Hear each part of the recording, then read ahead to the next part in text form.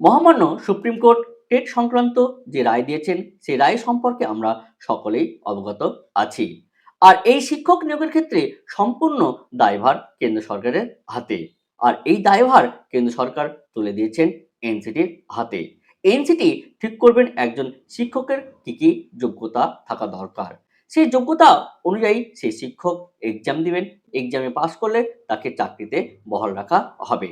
এখন কর্মরত শিক্ষক শিক্ষিকাদের পুরোপুরি দায়ভার কেন্দ্র সরকারের হাতে। পার্লামেন্টে যা ঘটে গেল তা বিশ্বাসযোগ্য নয়।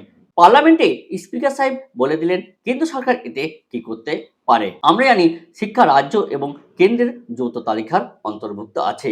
শিক্ষাক্ষেত্রে কেন্দ্র এবং রাজ্য দুজনকেই এই দায়ভার নিতে হবে। কিন্তু পার্লামেন্টে যা ঘটে গেল তা একবার শুনে নেওয়া যাক, তারপর আবার বিস্তারিত আলোচনা করব। আপনাদের কাছে রিকোয়েস্ট, এই চ্যানেলে নতুন হয়ে থাকলে অবশ্যই এই চ্যানেলটিকে সাবস্ক্রাইব করবেন এবং বেল আইকন নোটিফিকেশন অন করে রাখবেন, কেননা টেট সংক্রান্ত যাবতীয় তথ্য আমরা এই চ্যানেলে তুলে ধরি। কমেন্টে কি ঘটলো সেই বক্তব্য একবার শুনে নেওয়া যাক। बहुत महत्वपूर्ण प्रश्न है।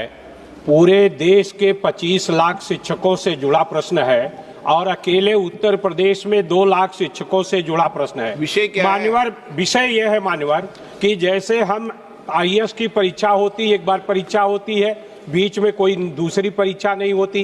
शिक्षकों की नियुक्ति एक बार उनके क्वालिफिकेशन के आधार पर होती है, बीच में दूसरी कोई परीक्षा नहीं होती।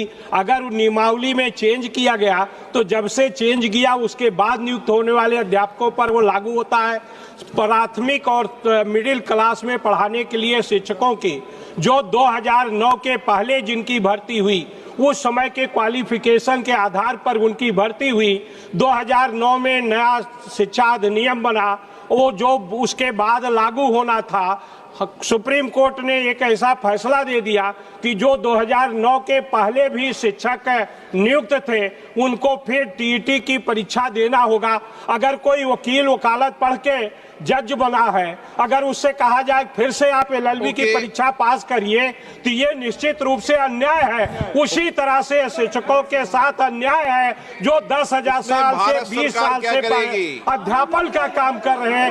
माननीय मंत्री जी इस पर मान्यवर इसमें संशोधन करके जो पहले से कार्यरत शिक्षक हैं उन पर ये लागू न हो, ऐसा एक संशोधन लाया जाए। सदन में एक संशोधन लाया जाए कि जो पहले से कार्यरत शिक्षक हैं उनको टीईटी की परीक्षा देना न पड़े, इसलिए कि हम मान लिया हम लोकसभा में चुनकर ओके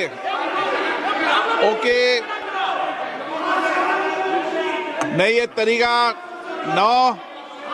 मान्य सदस्य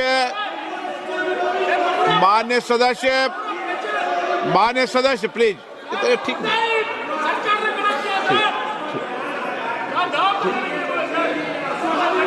बस ठीक है, नो प्लीज, मारे से प्लीज, ऐसे नहीं,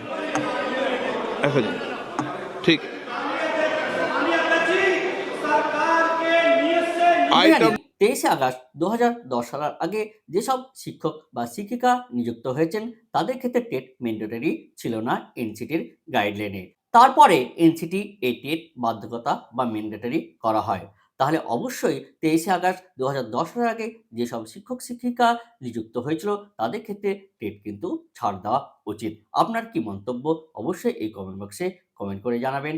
আর আপনাদের কাছে রিকোয়েস্ট, এই ভিডিওটি ভালো লাগলে অবশ্যই একটি লাইক করে দিবেন। পরবর্তী কি আপডেট আছে আমরা এই চ্যানেলে তুলে ধরবো। আজকে ভিডিও এই পর্যন্ত, আপনাদের সাথে পরে দেখা হবে। ধন্যবাদ।